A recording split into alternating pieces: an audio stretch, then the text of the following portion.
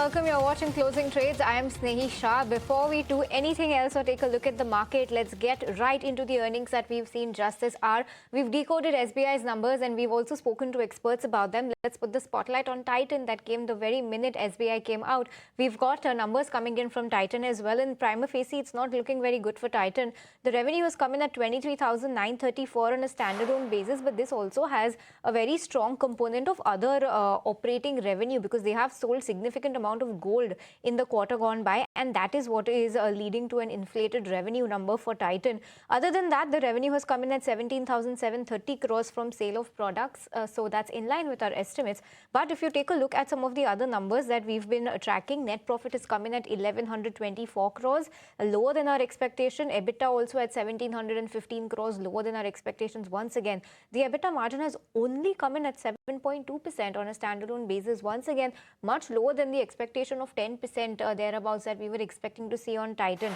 So they also have an exceptional gain of 49 crores. The PAT anyway looks weak, and if you remove this exceptional gain from that, further weakness on the bottom line number. But let's get in an expert on board. We have Mr. Naveen Kulkarni, the CIO at Axis Securities PMS, joining us on the show.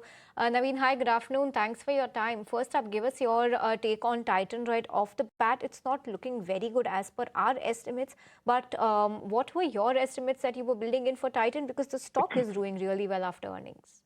Yeah, so broadly, from the absolute growth perspective, I think the numbers are quite okay.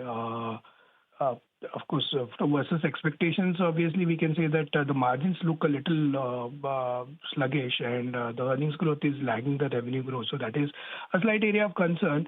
But overall, from revenue perspective, I feel that the numbers look quite okay.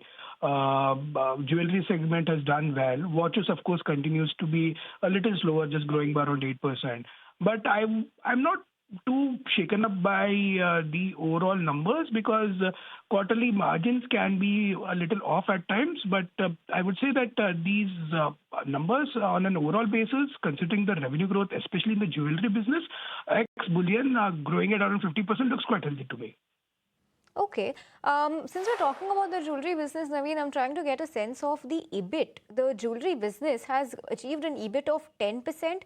India jewellery business EBIT at 11.1%. The overall EBIT, if you see, of 10% is much below that the guided band 11 to 11.5% that the company has traditionally maintained. How are you reading the EBIT number?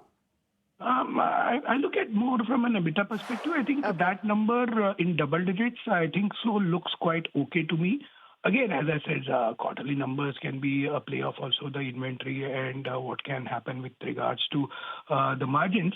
But overall, I would say that at the end of the day, Titan is a growth stock, and they continue to deliver on growth, right? So there are very, very few companies which are growing at close to 35-40% on earnings, right? And Titan is one of them.